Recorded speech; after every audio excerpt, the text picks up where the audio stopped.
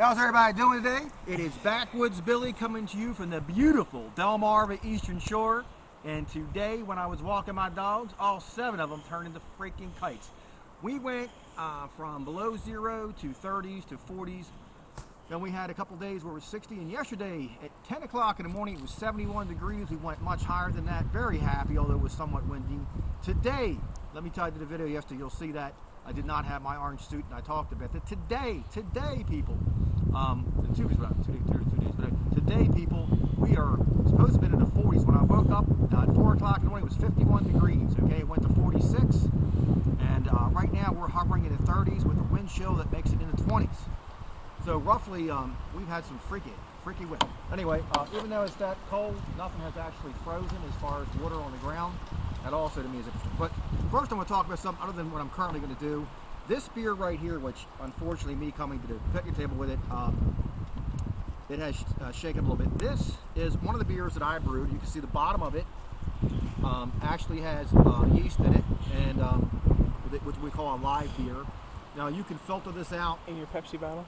Yeah, I did this for a couple of reasons. First of all, I save bottles like these, and I cap them, and you can bottle beer like you would originally.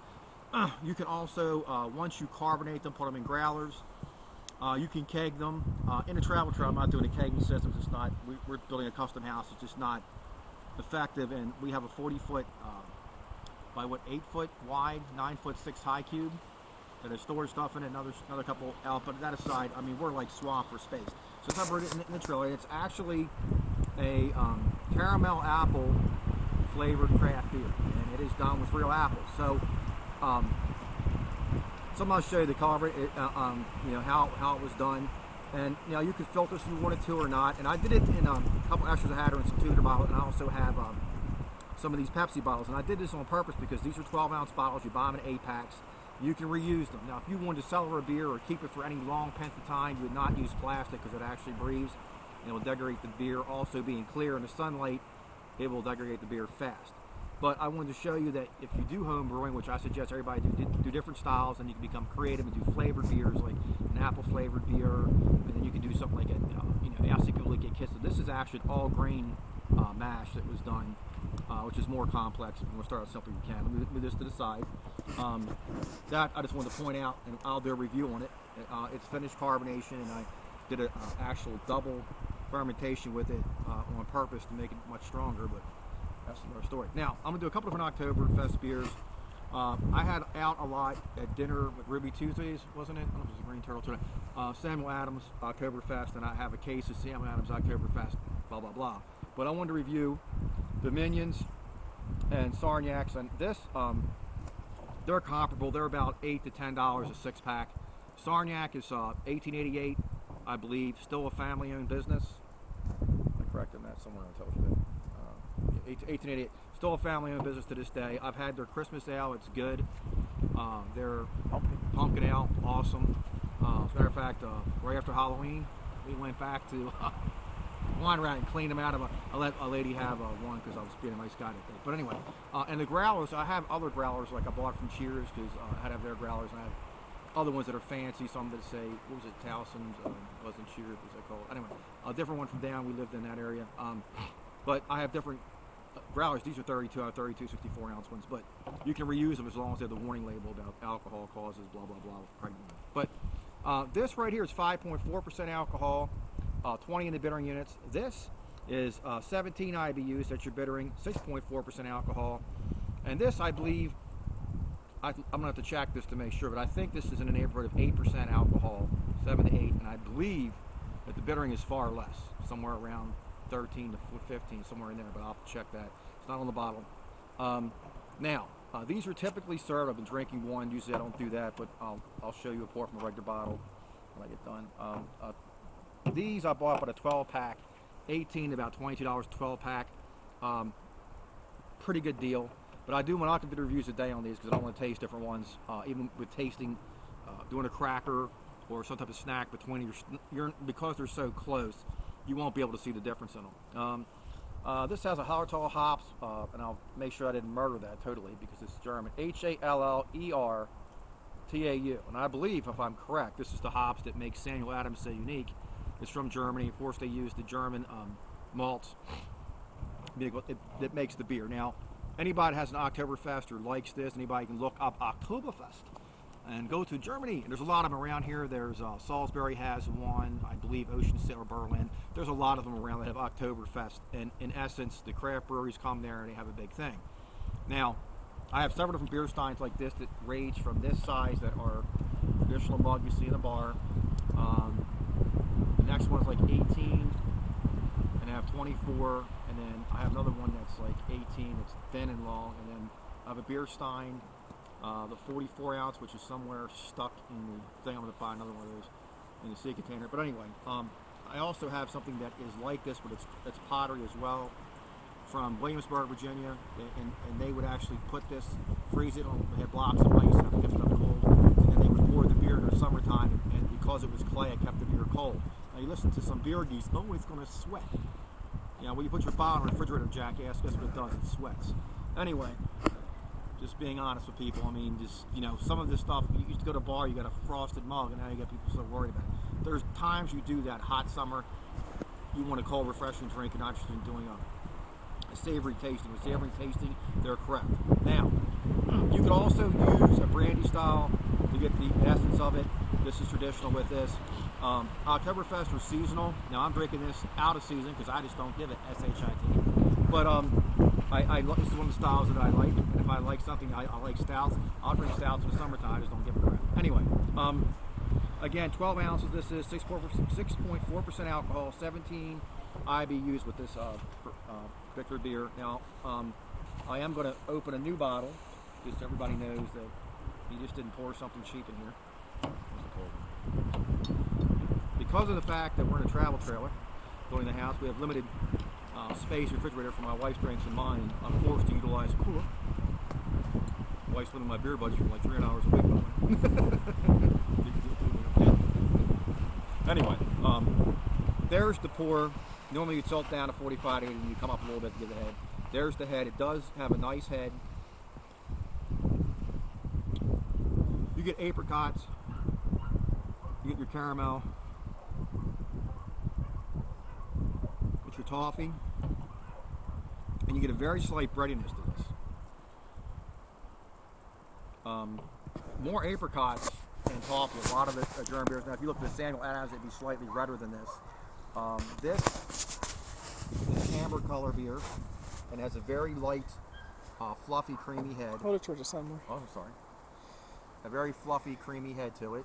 It does have nice lacing. Now, I wouldn't say the head dissipates quickly, but it does dissipate quicker than some other styles of beer. But this is a traditional Oktoberfest. This is how it should look.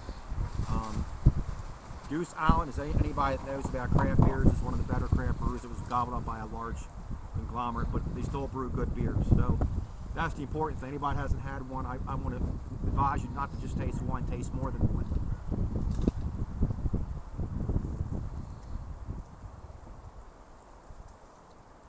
You get a lot of the malty sweetness, and obviously with 17 IBUs, not a lot of bittering. Also, that style of hops, the Hallertau, I don't say that, say Haltern. Anyway, that particular style of hops, which you can buy to brew your own beer, is utilized by Samuel Adams. It's Germans utilize a lot in their beer, but more expensive. It tends to give more of an earthy tone versus the hard citrus flavors. Whereas this one has like 5 different. The Dominion has like 5 different styles of hops in it. I punch it up. Here's what I like about this. Now this I think needs more information, like what the frick is the alcohol content, what's your IBUs. Dominion is changing their packaging and blah blah, so that'll probably be on there. What I love about this is they give you how many ounces, the IBUs on there, your alcohol content, and they give you a serial number. You get a problem with your beer, you can call up, and obviously they would know, let you know ahead of time, blah blah blah. Now this one, which I'll review later, Sarniac, I think, to me, when you look at these, if you notice the logos on these, anybody who's going to be brewing beer or is a brewer, some of these craft beers use like red, green, blue, and blah, blah, blah. And Tall Tales just recently went to, so it says Tall Tales on their beer, but you can see what the beer is. And people like me that put it in the fire pit or do something put it around the fire pit, the little caps or something's kind of neat. Alcohol by volume, 5.4%, IBUs 20. Like this, try our Adirondack Lager. lager, excuse me. So basically, they're saying if you like this beer, you might like this style of beer. So very smart marketing.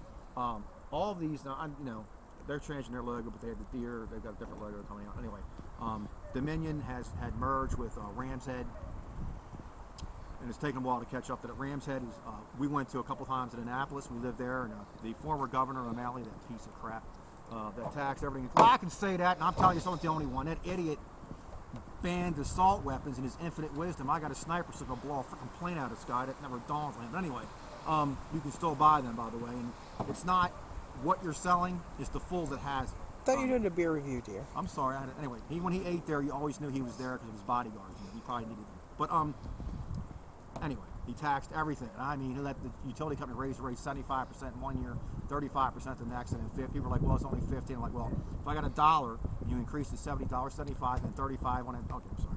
I'm off the edge. But anyway, this beer is a very good beer.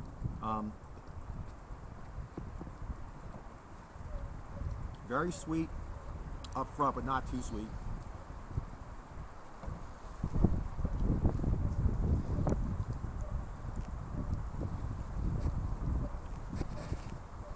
The hops kind of smooth it out the end, so it finishes refreshingly clean, slightly sweet, but not as sweet as the malt up front. So you get the caramel, the toffee. The main thing with this is the apricots. Not all of them have that much of an apricot up front on it. Again, Goose Island is a very good craft beer. All their beers have, won a lot of awards. You might want to try it. I think 18 to 22 or 18 to 24 for a 12 pack. I haven't seen it in 6 packs. It's really come that way.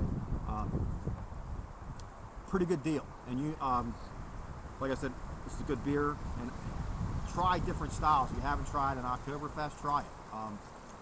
If you actually look up the real Oktoberfest, they only drink a couple different beers there for their official beers in October. But anyway, there's your chance to go. It's interesting. We'll do the other ones at a different time. If I tried them now, you'd space our views out. You would not get, I would not get, even though I've had them before, would not get the exact flavor profile. In this, I had one before because we were eating lunch, and I was reviewing it. I had some once, so I did one. But let me get back to something real simple and real fast.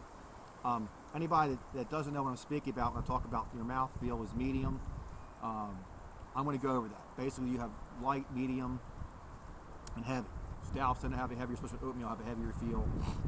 Lighter beers will have a very light, of course, light will have a very light feel.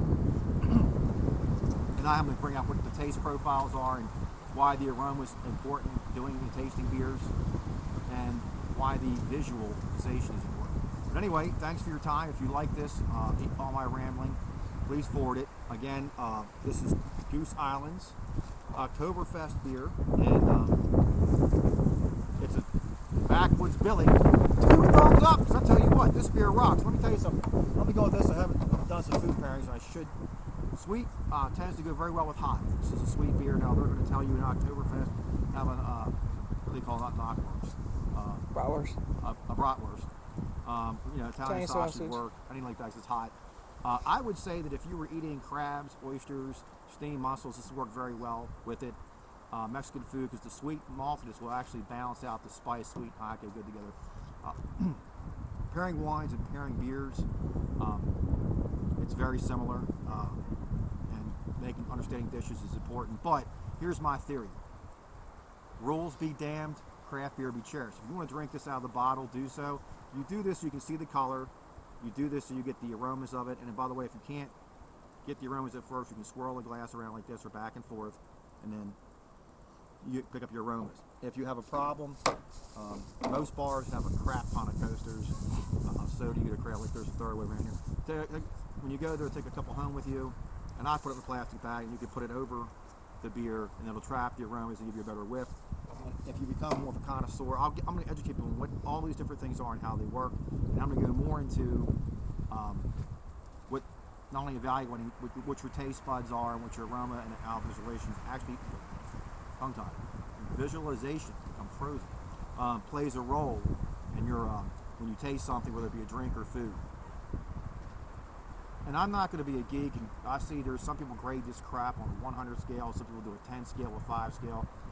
I mean, that's bullcrap. Just keep it real. I mean, I'm just going to tell you what, if you look at a really good beer magazine or you talk to somebody that's an expert that's getting paid for it, they're not going to give you a point of 5, okay? I'm gonna give you what it is. You know, keeping it real. It's a good beer. It's a shitty beer. It's whatever. I'm gonna tell you what it is. This is a good beer. I'd advise buying it. Again, most people that are watching are enthusiasts, craft beer connoisseurs, and if you're just starting out, they may be bored by some of this. They probably don't know. And I see people on these sites that I know for a fact they're going by taster and they don't have any clue we're talking about the beer.